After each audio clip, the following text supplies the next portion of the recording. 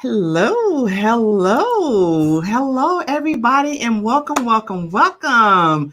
I am so excited about this weekend. We have a wonderful guest here, and I can't wait until we get started. However, we are going to take a few moments to give everybody a chance to hop on tonight because you don't want to miss any of this goodness. And as you are hopping on, do drop a hashtag live and let us know where you're coming from, right? Because I know I have people represented in my group from over 20 countries around the world. Of course, there's 50 United States and all the territories. And I can't travel now because of COVID-19 and all that bad weather out there. So I'm doing it vicariously when you tell me where you're from. That's how we're doing it tonight, right? So I have an extremely special guest tonight. And she knows that. That's why she's smiling, right? She is a really special guest tonight, right? So for those of you who don't know me, I'm Twanna Carter, and I am a career transition coach. And what I do is I help women overcome that fear and that anxiety that comes to doing a career transition to a new career field by empowering them to recognize and communicate their own unique value. And I do that by instilling a deep sense of belief in their own strength and abilities so that they can courageously and confidently create success on their own terms and pursue a path of purpose that is meaningful to them. And I help them to realize that they have so much to give, right? And I also help them to realize that sometimes that what they have to give is done through entrepreneurship. And that's what we're covering tonight. We're talking about doing a career transition into entrepreneurship. And I am so delighted. So I see Megan from Wisconsin. Hey, Megan, welcome. Thank you.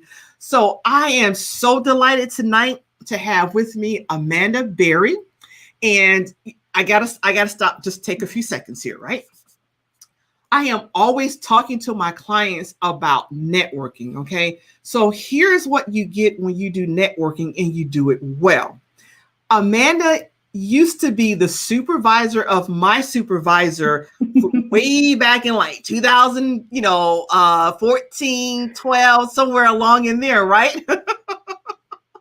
She was a supervisor of my supervisor, and I actually left before Amanda did. Mm-hmm. When Amanda left, I got on her mailing list. I've been on Amanda's mailing list for like 4, 5, 6 years now. So yes, ladies and gentlemen, mailing lists work, okay? And when I reached out to Amanda and told her that I was looking for someone to talk about doing a career transition into entrepreneurship, Amanda was an immediate yes. She didn't ask any questions. She was an immediate yes, right? That's what networking does for you. So she decided that she would come on with us tonight to share the 3 ways that you can go into business and then how to tell which one is right for you. Now, before I let Amanda talk, because I'm really chatty here. I have to see, she knows. Some things do not change. But I have to acknowledge this, and I love to acknowledge this. In addition to being all the great and wonderful things that Amanda is a military spouse. And every time that I can take the time out to acknowledge, I'm getting all teary-eyed here. My mom was a military spouse. Anytime that I can take to acknowledge is, that they are one of the most or the best support system that we have for our service members, and they deserve our love and support as well. So Amanda, thank you for that. Now I can get to the professional stuff because I've covered the important stuff. I'm not just kidding. Amanda is the president and CEO of FranNet of Kentucky, which is a franchise consulting firm. She also did a career transition from the federal government into entrepreneurship. So welcome, Amanda, and thank you so much for being here today. I'm so excited. I'm so excited. Now, I'm going to let you share all the good stuff about FranNet and maybe a little bit about why you leapt from the federal government as a GS-14 into entrepreneurship. Yeah, thank you. Thank you so much for having me, Dr. Carter. It is so good to see you in this role. I enjoyed you a lot whenever we worked together at the VA. It was a pleasure to serve with you, and it is so exciting to see where you have taken your career from there. So thank you so much. I am honored that you have invited me to be on here tonight. I am honored that you came, and I want to say to our guests, I see Sherry in New York and New Jersey. Thanks for hopping on. Sherry is one of my clients. She's one of my current clients. And ladies, come with your questions, and gentlemen too, because I know I have guys that support me. And thank you so much. Do drop your questions. I'll be going across each of the, I have several pages open so I can get all your questions. We love questions, and we'll always provide time for you to do that. And in fact, I think Amanda has some time at the end for questions as well. Is that right? Absolutely. And I am just as bad as you. We can talk all night long. It's probably one of my favorite. It's like my favorite pastime. So thank you so much for having me. And yes, please, I would love for this to be interactive. I have a big PowerPoint slideshow presentation for you guys tonight, so that you have multiple points of entry. You can listen to it, you can look at it, you can touch it and feel it later, depending on what your preferred style of learning is. But anytime that we can be interactive during this, please, please, please, that is why I'm here to answer those questions. Yes. Yes. All right. So if you're ready, I will get started. Yes. Yes. Perfect. And if there is anyone that asks questions, please do ping me and let me know, because I will. Technology. I'm good at interrupting. I've learned how to do that. So just 1 second, because I do have a private chat. Okay, so that's you. Amanda says, hi, everyone. So yes, so let's get you over to the comments, to the public chat. There we go. All right, so show's on the road. It's showtime. All right, perfect. Let me figure out how to share the screen, which I totally practiced before now. We're just going to share my entire screen. And then, okay, can you see me? Yes, you want to do there we go. Yes. You're good to go? Okay, great. You are on the way, girl. You got it. Perfect. Well, thank you all again for having me this evening. Thanks for tuning in. And thank you to Dr. Carter for having me. It's a pleasure as always.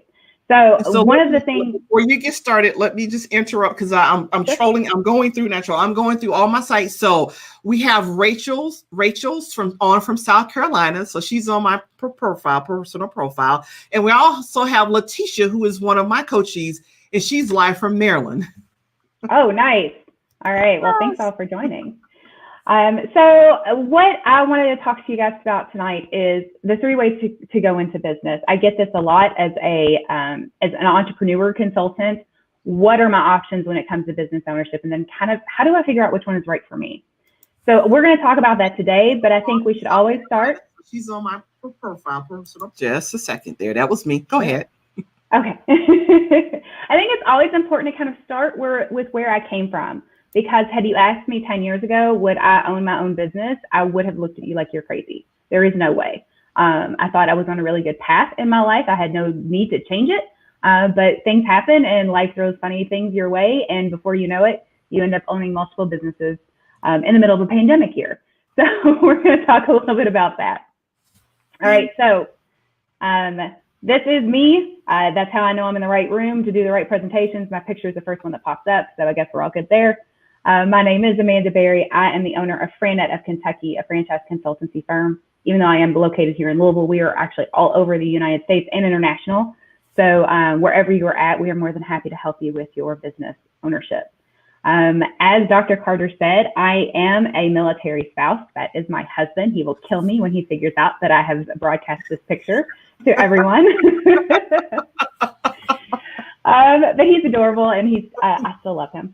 We will be married 18 years next month. Oh, congrats. Nice. Thank you. I have not committed a homicide thus far. 18 years, we're pretty good. We're going pretty well. We do not actually have any human children. We do have 2 fur children, and I insist on everyone looking at my dogs whenever I have the opportunity to present. So this is Eliza. She is my baby. Our very first rescue. All of our animals are rescue animals. And then our other rescue dog is Jury right there. She's very excited. She just came back from the park. They are my babies. They are everything. I'm pretty sure I just work to keep them in toys and bones. So thank you so much. So how did I become a business owner? I think that every story you have to kind of start at the beginning. And I tell you this because a lot of this will make sense later. Where I came from really did have an impact on where I ended up, but not in the way that I thought. So I am born and raised in Louisville, Kentucky, left many, many times, but always came back home. I am, as Twanna said, an Army wife. My husband joined the military straight out of high school. I decided, he was pretty all right, so I guess I would just marry him and follow him in his Army career. It worked out. I came back home to Louisville to get my undergraduate degree at the University of Louisville. Now, here is where I always like to share this part of my story, because I do not have a degree in any sort of business-related field. I did not graduate with a business degree. I did not graduate with a marketing degree. I actually graduated with an archaeology degree. So I thought I was going to be Indiana Jones when I grew up. Turns out that's not a real job you can actually have that pays any money. But I enjoyed the 4 years that I was there. And then right after my undergraduate degree, I jumped straight into government work, working for the Department of Veteran Affairs, which was very near and dear to my heart. By that point in my life, we had exited the military. My husband had done 6 years of service. I loved working for the VA. I loved my mission. I loved all the wonderful people I worked with, including your host tonight. I absolutely adored it. But 10 years into the military, or into the federal service, it was kind of enough for me. 10 years is long enough to, believe it or not, get a pension. And I had the glass ceiling where I was, and I could not go any further. And at some point, I looked around and I said, while I love the service that I'm providing, I at some point have to do something to feed my soul and to figure out where I want to go in life and do the things that, for me and my family, that makes the most sense. So I looked around and I said, what am I going to do? What do I even know how to do? I wasn't even sure what skills I possessed that would translate into business ownership. The one and only thing I knew I was really good at, and Twanna can probably attest to this, is I am super great at telling other people what to do. Yeah. I've got that skill set. Nailed it. But I didn't know what else I was good at. And that's the problem. Most of the time, if we're really good at something, we don't realize we're good at it. We think that everyone else is good at it as well, because it comes so easily and naturally to us. So that is where my story kind of began. I looked around and I said, what am I going to do? And with the help of a transition coach, my resume writers, and then eventually what I settled on is a franchise consultant. They helped me figure out who I was and where I wanted to go with my life, and helped me get there.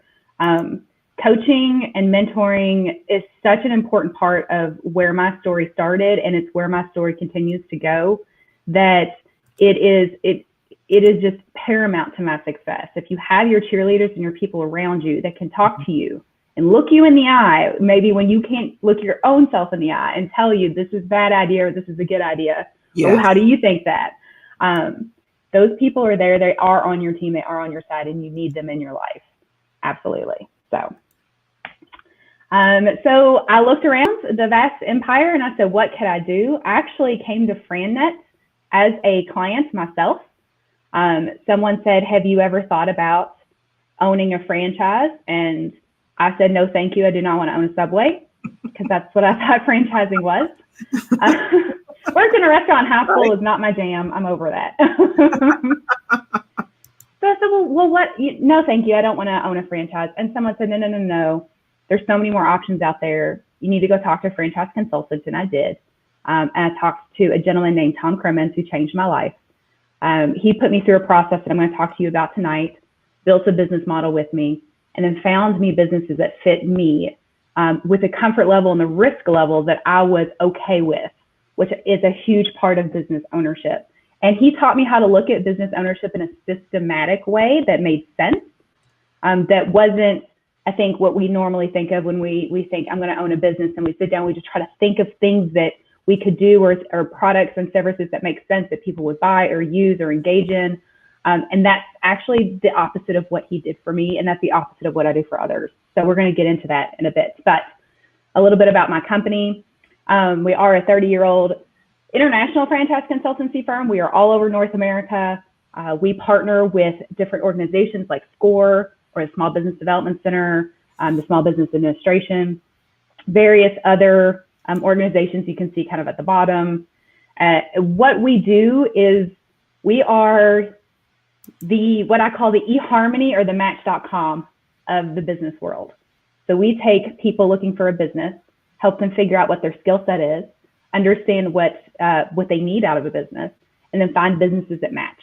And then send you on a whole bunch of dates and maybe help you get married. So, and all of our services are at no cost to the client, So that was what really drew me to this business, coming from the federal sector where it was very much about service. I did not know how to price a service. I didn't know how to do that. So I found a business where I don't have to. So it's a little tidbit about knowing your strengths and knowing where you think that you might not be so strong. Right, exactly.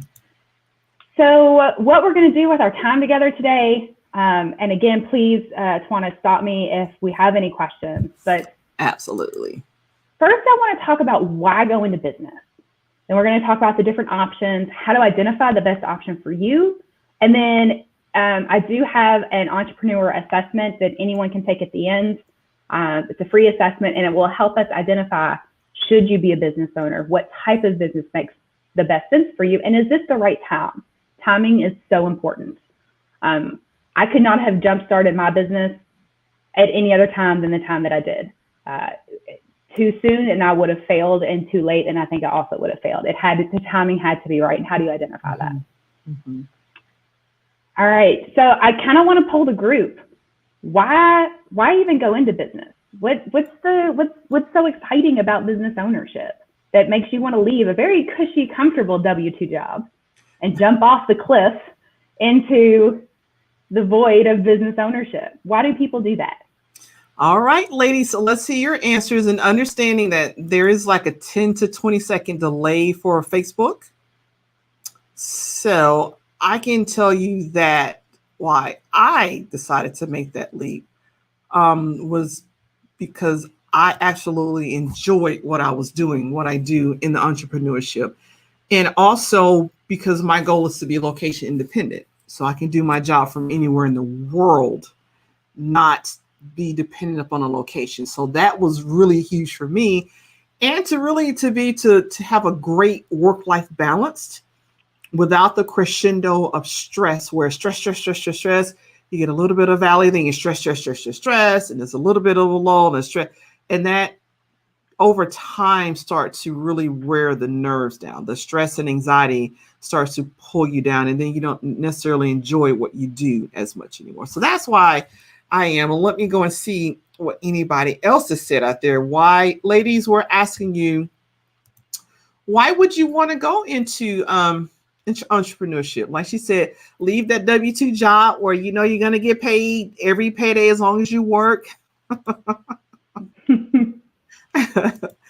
So I'm looking, and I don't see any answers right now.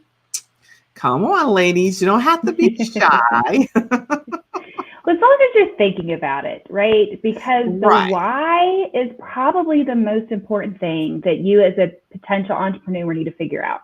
Why do you want to do this thing of jumping out into the great void of business ownership? Why is it important to you? And we've done a lot of data gathering regarding this, a lot of surveys, a lot of data we've pulled from the Small Business Administration, because we ask that question all the time. Why? And we get a lot of different answers. Success is a big answer. You know, I want to be. We do have an answer. Yeah. So Rachel from South Carolina said that there is freedom in it. And it is the one thing I always wanted to do since childhood. Cool. Yeah. That's awesome. Freedom. I hear freedom a lot. Freedom, flexibility. Yes. You said it, to be able to travel when you want to, be location independent, have control over your own schedule. I hear various different levels of fulfillment. Maybe that job you have, it does bring home a paycheck, but it's not necessarily fulfilling your life purpose. Right. That's a big one. Independence for sure. Control, financial security. Unfortunately, in this day, and I know Twanna and I didn't necessarily experience it as a federal government, but in corporate world, layoffs happen. You are the most expensive asset to that company, and things get tight and time gets, things get Resources become less and less. So you're the first thing to go. And then, of course, money. Money does make the world go round. Amanda, we have another answer from Letitia in Maryland. She said, I'm tired of being stressed out, and she wants to work on the beach. I am so with her. I have to be very honest with you. I was doing this whole virtual thing before the pandemic, and one of the best things where I got to look up and be like, you know what, this was a good idea, is my very best friend in the world moved to Europe, and I got to take 6 weeks and help her with that move and hang out with her in her new place. And tour parts of Europe because I could work from my laptop and no one told me when I needed to work. And we were in completely different time zones. That is it. Wake up. Yeah. I can do counseling from my laptop anywhere. I can do hypnosis from anywhere, and I can do coaching from anywhere. I am seriously looking at taking up one of those islands in the Caribbean on that 2-year deal where they'll give you a visa for 2 years. Yeah, do it. Yeah, that's just calling my name. I got an internet connection. I'm there. Of course, and then, they put us on a travel restriction. So it's a little sad right now. I know, right? But this is probably one of the questions you have to ask yourself, and you have to not necessarily have a solid answer, but have some sort of working theory of why you're going to do this. What is in it for you, for your family, for your legacy? What is it that makes this important? Because business ownership is hard. It is.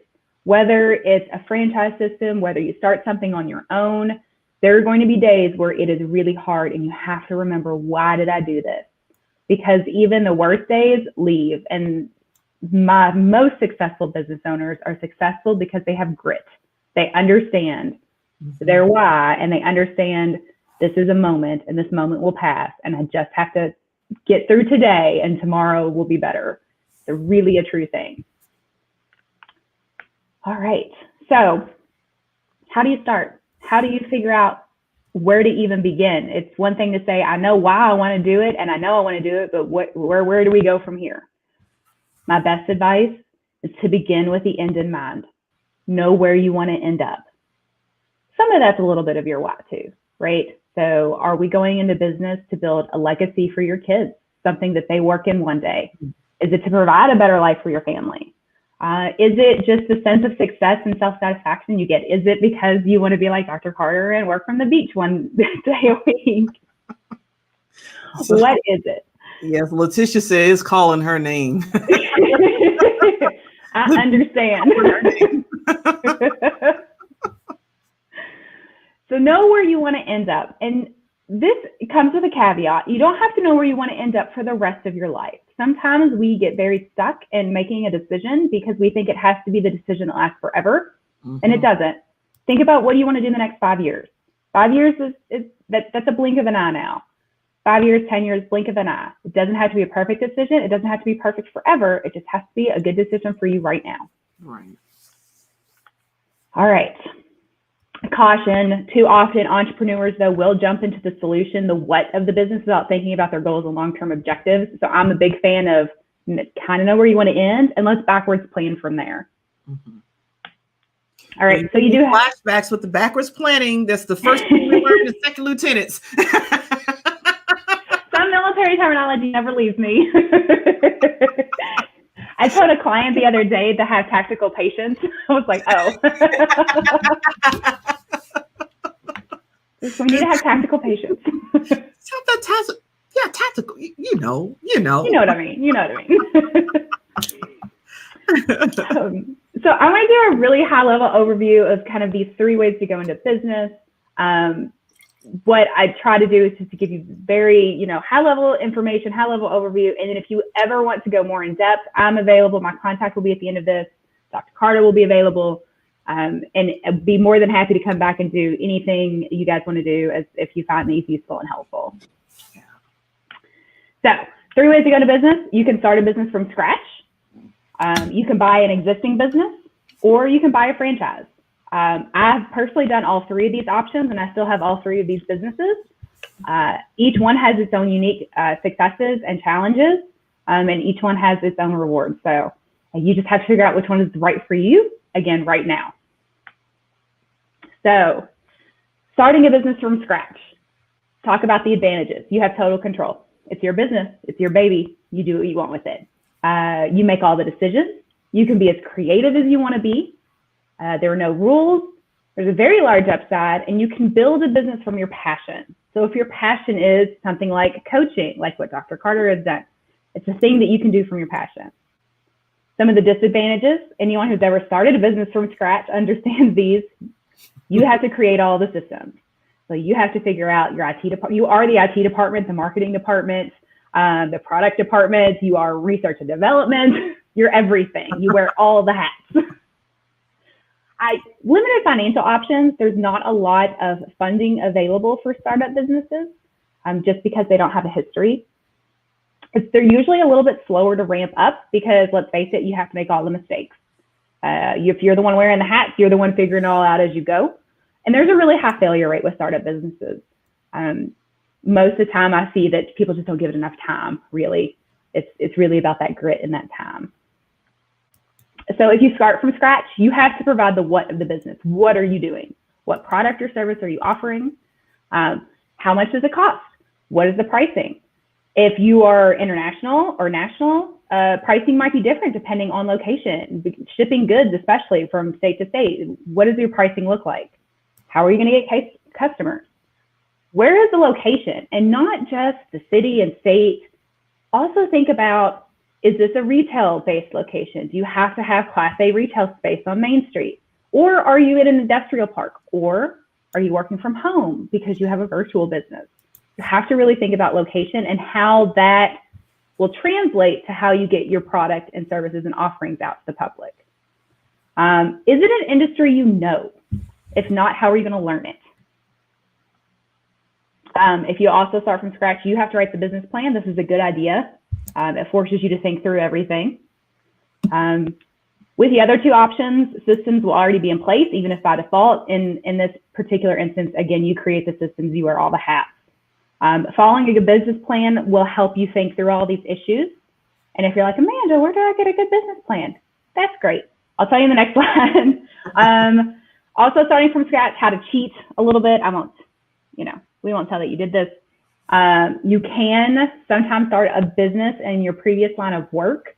You have to be careful though. Some jobs will have non-compete agreements. Yeah. Something that, illegal. There's a little bit of a legal thing there sometimes. Sometimes there isn't.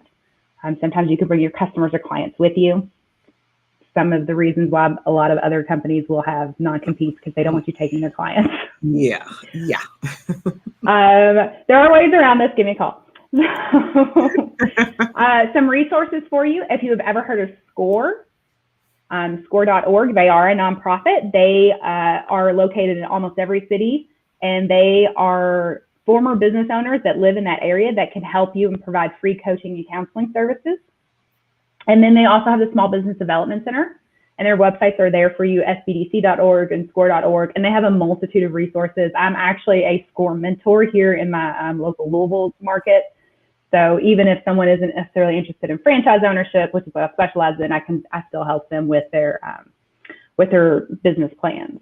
I've been on the SCORE mailing list for probably, 2007 when I worked at the VA, because I used to help veterans do this.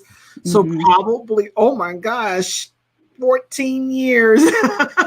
But they have great classes, because some of them do classes. And they have great webinars. It is a wonderful source, and it's free. I mean, it is. It's free. It is free. Yes. Because everything is expensive when you own a business. So for market research, SBDC is great at that, and so is a library. I think the whole library thing is kind of fallen out of fashion. Research librarians and reference librarians are the unsung heroes of the small business world. Yeah. They know everything. So seriously check out your library, or if you have access to a collegiate level library, they're phenomenal as well. Yes. I still have access to Capella's library, even though I've graduated. Yes. Yeah, same. Both of my universities, I went with Sullivan for a master's and U of L for my undergraduate, and I still have access to their library. Yes. So. And then consider sales training. No matter if you were starting a small business from scratch, especially, you are going to be selling something, and you have to know how to sell that. Doesn't necessarily have to be the cold calling, what you normally think of when you think of sales, like the used car salesman with like the greasy comb over and the tie that's too short and the coat that won't button. But sorry if I just offended someone who's that exact picture. But you do need to know how to sell yourself, how to sell your product. All right, breezing right on to option 2, buying an existing business. This is a pretty popular option for a lot of people. Lots of advantages here. Cash flow immediately. If it's a good, profitable business, it automatically has cash flow coming in the door. You already have a reputation, hopefully. Hopefully it's a good reputation. You actually have financial results. So if you're going and buying an existing business, you will, and I have some information for you here, have actual financials you'll be able to look at. It's very attractive to lenders. Banks love people that come in asking for a loan to buy an existing business because it's an easy asset to loan against. There's an established market, there's a customer base. You have employees already. Systems are probably in place, and sometimes there's owner financing. I have worked with some clients that have bought existing businesses where the previous owner agreed to a slower buyout and agreed to stay on for a period of time while that transition happened.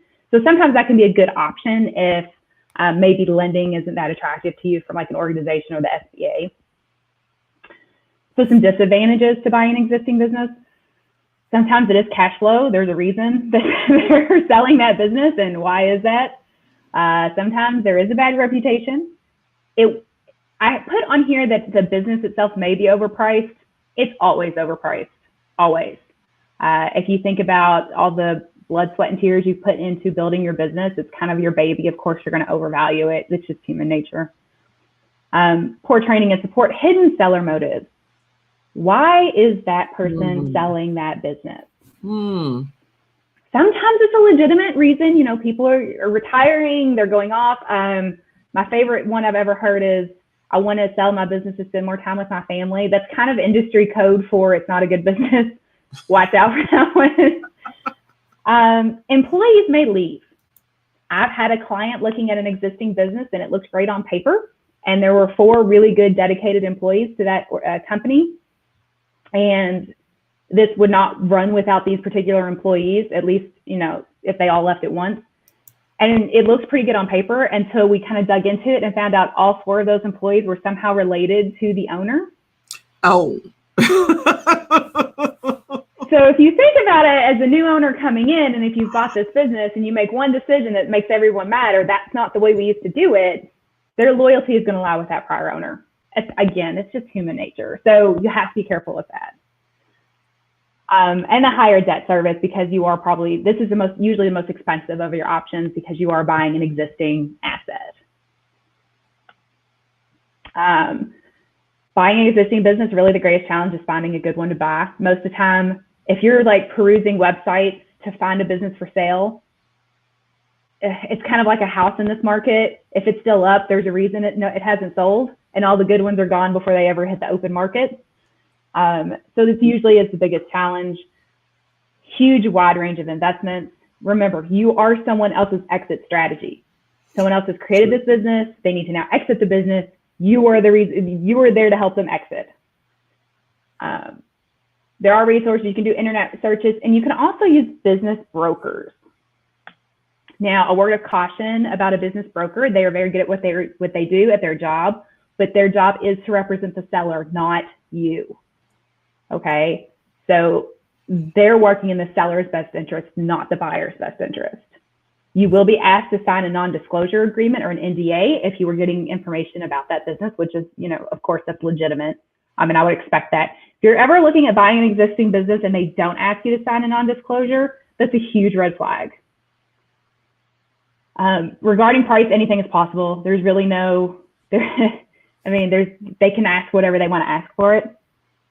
Confidentiality is going to be critical for you and the seller. You don't want employees of that particular business getting wind that the owner may or may not be selling.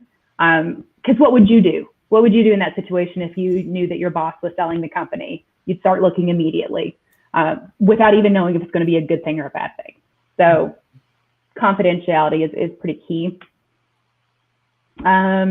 You should insist on 3 years of financial statements and corresponding tax returns. You want to see everything.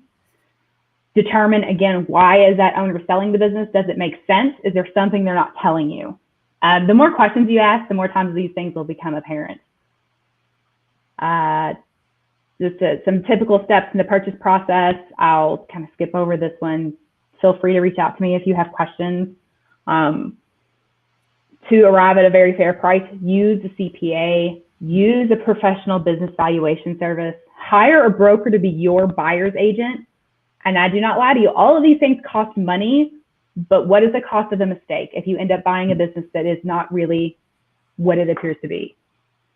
So be careful there. I had one of my clients I used to work with told me there is nothing more expensive than cheap, and that has stayed with me forever. True. Because that is a true story.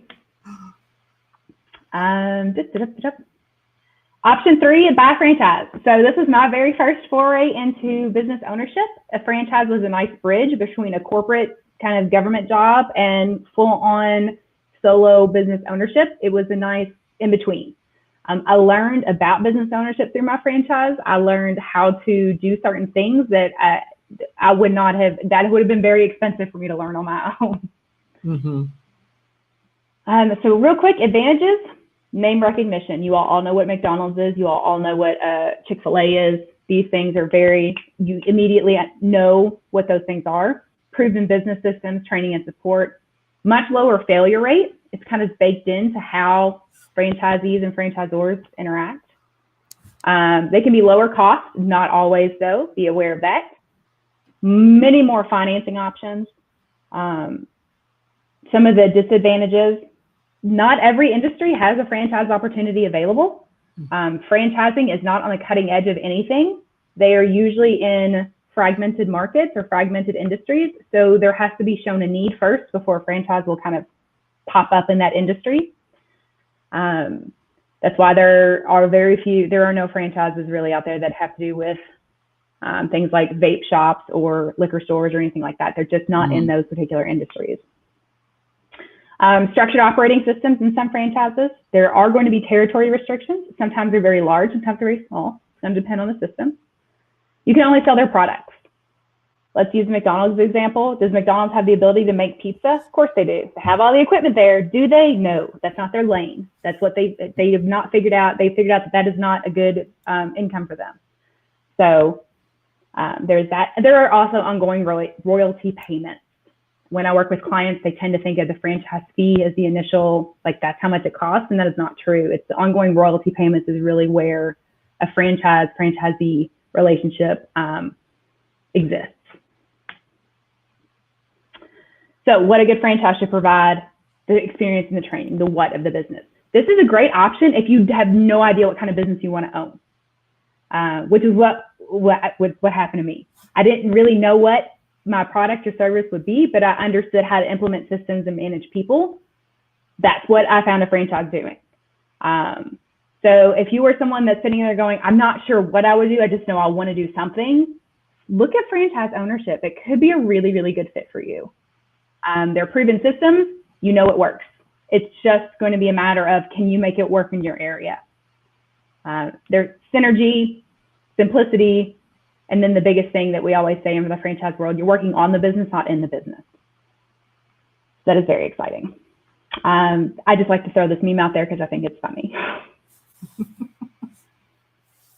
Do I have any questions so far? So no questions. I've been zooming down. Ladies, make sure that you ask us questions. All right. I know that the reason why I called you on, Amanda, is because I have quite a few ladies that go, I have no clue what to do. I just don't want to do what I'm doing.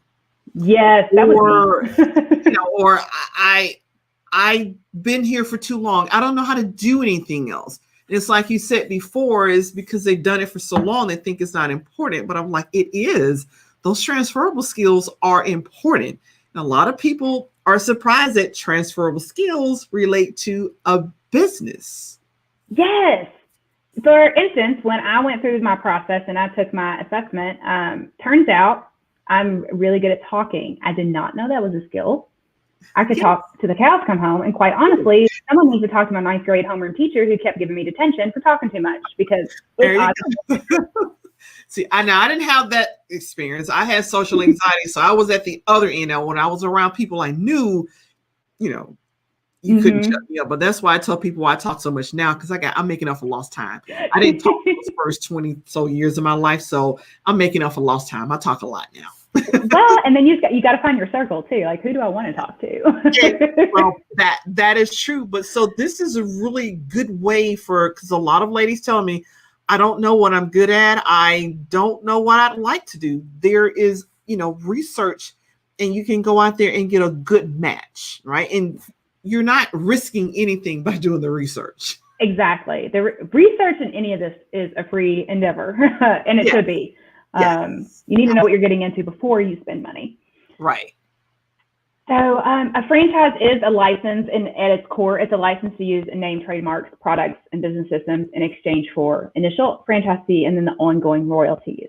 Whenever I work with clients on franchise ownership, it's what is a franchisor doing for me that I cannot do on my own, or I do not want to do on my own, or that's too expensive to do on my own.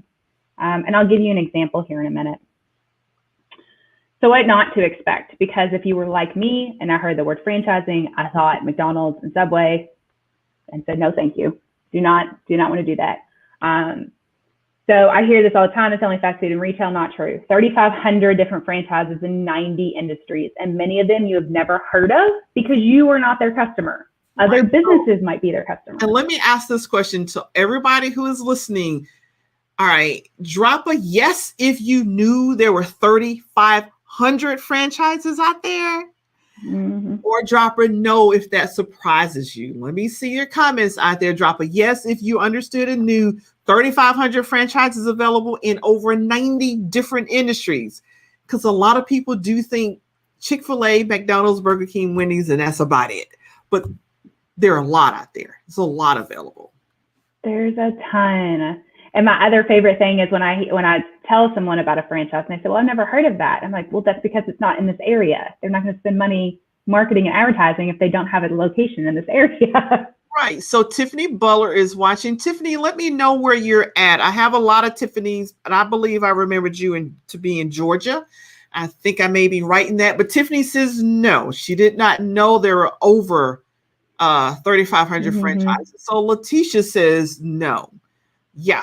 Lots of ladies, it is so much opportunity available here. There's so much you can do. So much. I was overwhelmed with the number. In fact, when I started looking into franchise ownership, it no longer became, well, what's out there besides fast food? It became, there are so many options, I don't know how to choose. Right. So Tiffany Butler is from Savannah, Georgia, and says Sherry from New Jersey says, no, I thought fast food were the only franchises. Yeah, me too.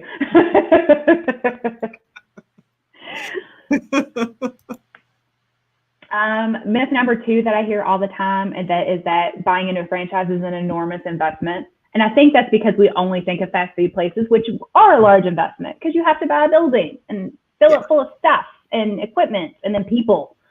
That is not true. Franchise can be very affordable. Industry and inventory drives prices, and then financing can be easier. So there are franchises that can be very inexpensive, especially if we're looking at a franchise that is a work from home or work from the beach situation. Oh, Letitia, the work from the beach thing. You need to work for the beach franchise.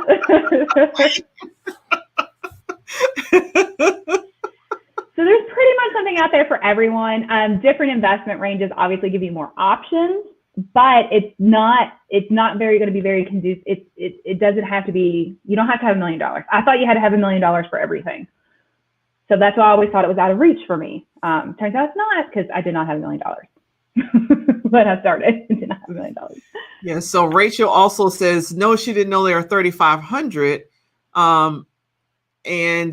But she knew there were different types. Yes. Myth 3. This one was the one that I think really is the one that most people stops them from owning a business. Is that, and I thought this as well. I thought that, okay, there's 3,500 out there. Great. 90 industries, fantastic. Affordable, check. I don't have any industry experience. I'd only ever done work in government and then archaeology. And where am I going to find a business that does those things? All right, so let's poll the ladies. How many of you felt that to own a business, you already have to come with prior experience? You got to have like a degree in it or some classes in it, or just be the subject matter expert, know everything there is to know about it. So drop a hashtag no if you thought that yes, you had to know everything about it, or drop a hashtag sure you don't. So drop a no if you thought to go into an industry, you have to have all this experience in education to be able to do that. Because that's oftentimes, that's what I get when I look at career transition. I'm talking to the ladies. They tell me, I've been here for too long. I don't have any skills, or I don't have that kind of education. I don't have enough experience doing this because I've actually done several things and it's just not enough experience to get me in the door. And I love it that you have on the slide, because I kind of talked about it before, but those transferable skills, like you said, being able to talk to people, that's a skill. Being able to understand is the skill, because you can talk all day long, but if no one understands what you're saying, so they're both important transferable skills. So I'm going to wait just a couple of seconds. Because we know you can go ahead, Amanda, because we know there's a delay with Facebook. Yeah. So the good news is you don't have to have industry experience. A franchisor will teach you about the product, but what you have to bring are those transferable skills. So are you good at marketing?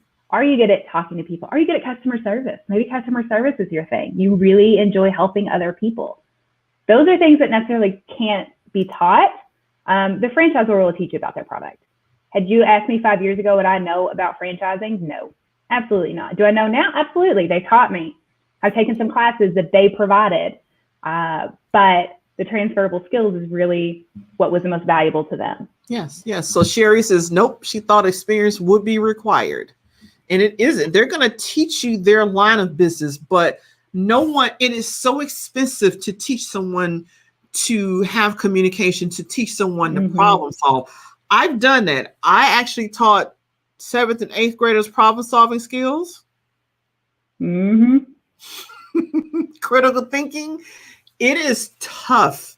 And no company wants to teach that, but most of you come with that already. That is a transferable skill most of you out there already have. Yes, one of my most recent clients, Air Force veteran. She's a mom and she is also an Army wife, so she's kind of hits it across the board. And she now owns a franchise in it's called Redbox Plus. It's a dumpster company. So she now works in construction. Does she have construction skills? Absolutely not. Does she know how to answer the phone and take care of her customers and be a resource for them? She's got that in spades. That's what she's been doing her entire life. She's very successful at what she does. Would she have picked a dumpster company before? No, she would. So, yeah, lots of opportunities. Myth number 4. I hear this one a lot. Franchises are successful because of the quality of the product. It's also not true. It's the system. Again, let's use McDonald's. I love beating up on McDonald's because they're a multi-million-dollar company. Do they have the best hamburger? Probably not. Could you make a better one? Probably. Do you go there because the food is fantastic? It's good. Don't get me wrong. The fries are the bomb. But we go there because it's consistent. We know exactly what we're going to get. And I'm in and out really quickly. And if you've got kids, there's a toy in the Happy Meal. So they have a system. A franchise system gets you where you want to go faster than if you did it on your own. And that's really what franchise ownership should do for you. All right. Some challenges, of course, there are too many choices, hard to quickly determine potential. And again, you have to separate the function of the owner from the function of the business. What your business does day in and day out is not the same as what you would do as the owner. And that is the thing that you have to make sure you separate in your mind. If you own a McDonald's, you're not flipping burgers. You're managing lots and lots and lots of people, and you're doing lots of HR work. So you better be comfortable doing that kind of thing. Amanda, we have a question. Sure. So Letitia asked, do you think it is a good idea to start a franchise business while you're still working, and what kind of time does that take? It is possible. We call those semi-absentee businesses where you can, or a side hustle, where you can own a franchise on the side while you keep your day job. It will 100% depend on you and if that's something you want to take on. I'll hear all the time that, this business, you can work in this business for 10 to 15 hours a week, which is true, as long as the model supports that. However, in the beginning, everything takes a full-time effort. So again, that timing has to be there. But when I work with a client, we can look at your individual situation, and we can look at things like cash flow. How long do you have until you need to be cash flow positive in your business? And you need to plan, no matter which of these options you choose, that you have a really good understanding of your monthly income needs and how you're going to bridge that gap between leaving a job and getting a business up and running off the ground and cash flow positive. Those are things I help my clients with as well. And sometimes that means we're just borrowing a bigger chunk of money to make sure you pay yourself a salary during that period, which is, it's a good strategy if you can swing it. Right. So then Rachel has a comment. She says, that's good information. It makes me want to broaden my thinking about different industries. Yeah, it's the possibilities. That's why I tell my clients, when I do career transition coaching, I don't necessarily start on the career part. I start on the mindset part. We got to open up your mind open up that mind to the possibilities of what's available. And second, I work on a confidence piece, because once I open your mind to the possibilities, the imposter syndrome sets in and the doubt sets in. I can't do that. I'm not capable of that. And once we do the mindset, the confidence and self-esteem piece, then we can do the career counseling part. Exactly. But you gotta understand what the possibilities are out there. Yeah. And imposter syndrome is a real thing. It is such a real thing. Yeah. Yeah. Beware of statistics when it comes to franchise ownership. They do have higher success rates than every other business model, but some of the franchisors are so big that they won't allow failure, so they kind of skew the numbers sometimes.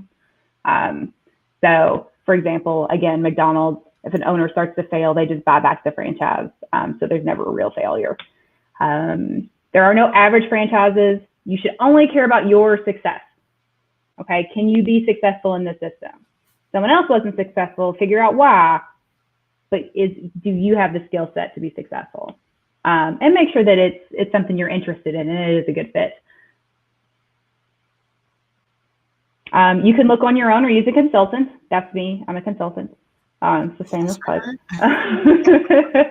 I'm also free. There are a couple books on here. Street Smart Franchising by Joe Matthews. It's a good book. You can, I think, get it on Amazon, or I think there's an Audible. Government regulations there's one thing I like about franchising. It is regulated by the Federal Trade Commission. There is something called a franchise disclosure document that every franchisor must provide you if you are doing research into that franchise and are seriously considering buying it. And in fact, you are not legally allowed to purchase a franchise until you've had this in your hands for at least 14 calendar days. So there's a lot of disclosure that happens around it. SCORE and SBDC can also help you with business plans. Some franchisors actually give you a template that you can kind of plug in to help you find funding and financing, which is nice. So to recap, and then I'm going to love to take some questions. What are your goals? What are your financial goals and your personal goals? What are your gifts and talents? What is your business skills? What is your preferences? Let's talk about your preferences, and that's something I help you with too. Do you want employees in your business? If you do, what type? Are you comfortable hiring and managing high school students? If that's not something that you want to get involved with, you definitely don't want anything retail or food load based, because that's who you hire for those jobs. Hours of operation, hands-on. Do you want to be involved in the day-to-day, or do you want to hire a manager and delegate? Can you delegate? Do you have the ability to delegate? Everyone's like to think that they do, but at the end of the day, there are a lot more of us that are micromanagers than we care to admit. Don't put yourself in a situation where you're going to drive yourself crazy. Are you comfortable selling? Do you have the predisposition to be someone that sells a product? Or do you need a model where customers come to you? Those are different businesses. So have to figure out what's important to you as well. Is it challenge, recognition, prestige? Do you like being able to say, I own this type of business? There's nothing wrong with that. Own it. That's who you are. Are you building equity for your retirement? Is it about time with your family? Is it about independence and control, financial security, options? So you really have to know what is important to you, and does this business, whichever you choose or whichever model you choose, get you there? Because if it doesn't, then why do it? Exactly. So I do have one question. Mm-hmm. Letitia says, it's great that your services are free. How do you make income? Oh, that is true, because I am not a nonprofit. My mortgage company insists that I pay them my mortgage every month. Every month. I mean, they really are insistent about it. They are. They even call you up since COVID started. Like, it's every month. You know when it's due, right? Exactly. So yes, that is a great question. I am actually paid. So if you work with me and you end up buying a franchise, the franchisor pays me a finder's fee. So I'm kind of like an executive recruiter. 2 things you need to know about that. My fee is essentially the same no matter how much the franchise costs. So, it really is more about like what's important to you and are you going to be successful in it. And then 2, because franchising is so regulated, franchise law states everyone has to get the same fair deal. So whether you find something on your own or you use me and I've helped you find it, you pay the same amount of money. You can't pay more or less. So that was really important to me, that I really am free to my clients, the ones that I serve, because coming from government, again, I looked at multitude of different businesses and I went back to my consultant and I said, I think I have a problem. I've only worked in the government. I don't know how to ask people for money. It's not something I'm comfortable doing. Could I learn how to do it? Yes. Could I learn how to do it before I put myself into bankruptcy? Maybe not. But I can definitely send you more information on that as well. You personally should never pay for a franchise consultant. Business broker is a different story.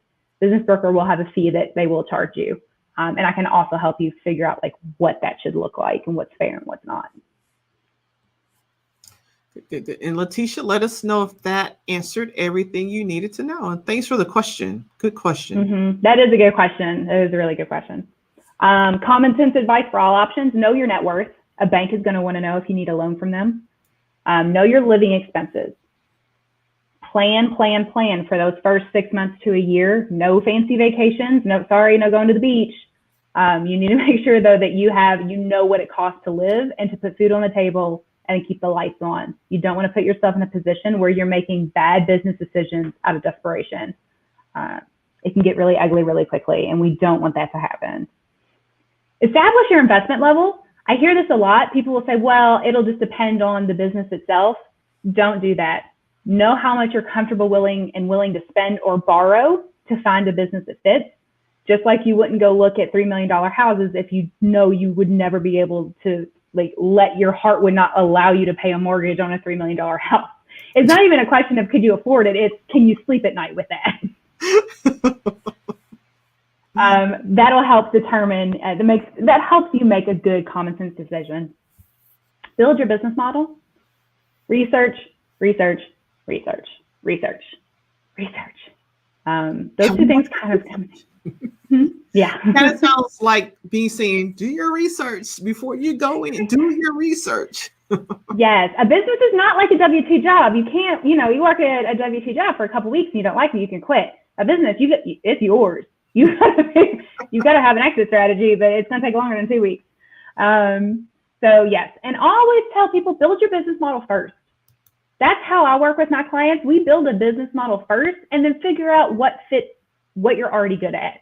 Don't try to force yourself into a behavior that you don't like or you're not comfortable with. It's just not going to work. Might work for a little bit, but it's not going to work in the long term. It's just not. Get advice from the right people. Consult and use professional advisors. Again, nothing more expensive than cheap. My last quote I'll leave you with, the best way to predict the future is to create it yourself. Yes. Which is fantastic.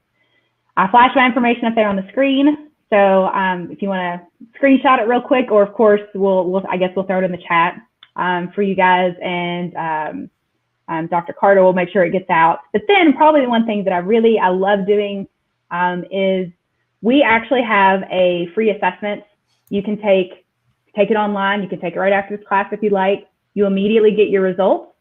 It will tell you all about you, your transferable skills, types of businesses that best fit you and your personality. And I'll be more than happy after you if you take it to have a one-to-one with you, go through your results and just kind of talk about what your options are.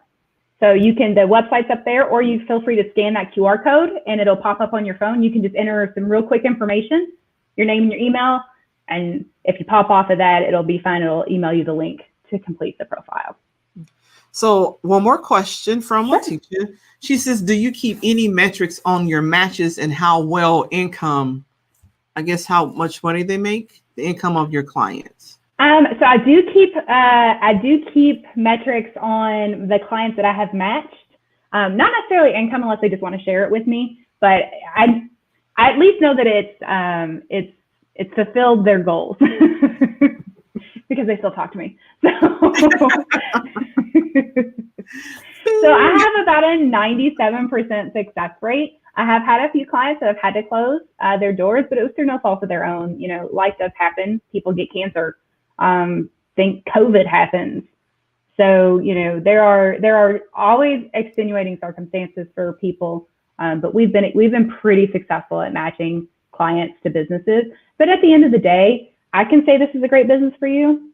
But what I really excel in is helping you do that research to verify it's going to be a great business for you. Because I can say it all day long, but I'm not the one putting the money down. You are. So you have to make sure it's the right business for you as well. I just help you figure out which one you should be paying attention to.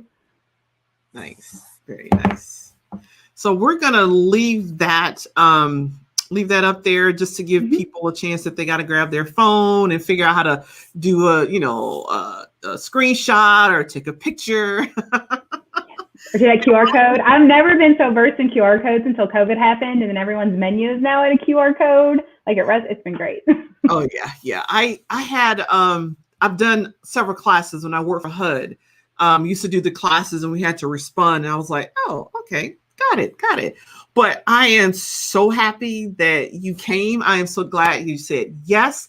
This has been such great information. It is empowering because I know for sure people are now opening up those minds a little bit to say, maybe it is possible for me to get my own business and leave the 9-to-5 that I hate going into every single day of my life. Yeah. You don't have to do that. You don't have to do it anymore. Exactly. Now, Amanda has offered to share the PowerPoint. So if you will DM me your email address, I will get it to her to be sure you get the PowerPoint. And again, for those of you that catches on the replay, same thing, DM me your email address, and then I'll be sure to compile a list so I can shoot it to her at one time. Or if you just want to send the PowerPoint to me, I can email it out to you as well. However you want to do that, that's fine. And those of you who watch the replay, the code is there. You too can use that and get your assessment. And if you have questions, pop your questions in, because I always circle back after my lives are over with to answer questions or entertain comments. So you still have plenty of time to answer, get your questions answered and all that good stuff. And I want to peruse over. So Rachel has a question. I'm glad I looked. Rachel says, have you had any clients exceed the expectation? Oh, yes. Oh, for sure. I love it. So in my franchise systems will also, they keep pretty close tabs on, their franchisees, and they'll have top performer awards. And my favorite part is when my clients not only are they really happy with the franchise they chose, but they are also a top performer in that franchise, and they get awards every year. And it's kind of like, yeah, I know that person. Nice. So the potential is there. And I think what I hear you saying overall is, yes, you do the research, but you help them be sure it's a good fit. And then you provide all these resources so they don't feel like they're isolated or on their own, trying to wade through tons of stuff to figure out where they need to go, who they need to speak to. So Sherry says, thank you, Amanda. This information offers a new insight that I did not know could be a possibility for me. So, thank you, guys. Yeah, and if you check out the website, frannet.com, there's a ton of videos on there as well. Yes, your videos are wonderful. I'm telling you, people, look at those videos. They're like 3, 4, 5, 6 minutes. So you can get in a couple here, a couple there, and they are fantastic. I lost myself for about an hour one night just looking at videos, but it was good information. So thank you. So I'm going to remove this from the chat, and we are back. See, Amanda's really good. I kind of struggled my first time being a guest on StreamYard. I could do this piece of it, but being the guest thing, I struggled. But then Amanda's good. I just like, I know how to share a screen. Listen, if it hadn't been for doing everything remotely during a pandemic, I would not be good at this. I feel like we've all got a lot of practice. I've picked up a lot of skills when I started, because I'm so used to looking at webinars. I mean, I don't do these myself, but the pandemic has really changed that for a lot of people that thought that they could not do this.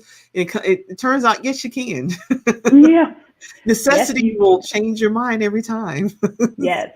And all of my clients that have gone into IT related franchises are killing it this year. Oh, I know, right? Oh my God. They're doing very well.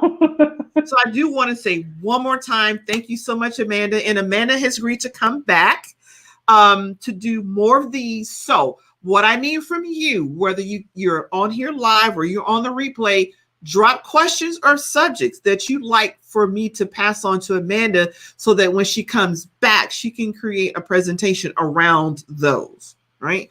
And she's also down for question and answers. So if you just got a lot of questions, we'll try to find the answers for you. Absolutely. Thank you so much for having me. It is so good to see you and to see you doing so well. And I knew it. I mean, I was like, yeah, Twanna. Amanda, when I got selected for the Presidential Management Fellow Program, Amanda was the only person in my chain that called me up and she said, Twanna, do you know that's a big deal? It's a huge deal. I asked you for your autograph, I think. She was like, this is a big deal. Do you understand how much of a big deal this is? And I was like, oh, I was just happy to get selected. I mean, 7,000 people and they chose me as one of them. It's a really big deal. Yeah, but I tell people that story because it meant a lot. And again, Amanda is my supervisor. So she stepped out and actually called me up, and I have never forgotten it. So thank you for that, right? Oh, well, thank you. Yes, thank you. You made my day. So if you are watching this interview and you enjoyed it and you are not a member of my free Facebook group, what are you waiting for? Go ahead and I do invite you to join my free Facebook group. Did I say it's free? Yes, it is. It is for professional women who are considering career transitions. And now you know that career transition also includes going into entrepreneurship. About half the clients that I have actually go into entrepreneurship after working for me. So it is possible. It is what you dream, what you believe you can do. So one more time, thank you. And I'm going to peruse through one more time, Amanda. Sure. Okay, so Letitia says, thank you. Appreciate the webinar. Rachel says, thank you. I appreciate this, both of you. And yes, so that was all the comments. So thanks, ladies. Thank you for tuning in. And thank you for all of you that catch a replay. We'll be seeing you soon. Take care. Bye-bye.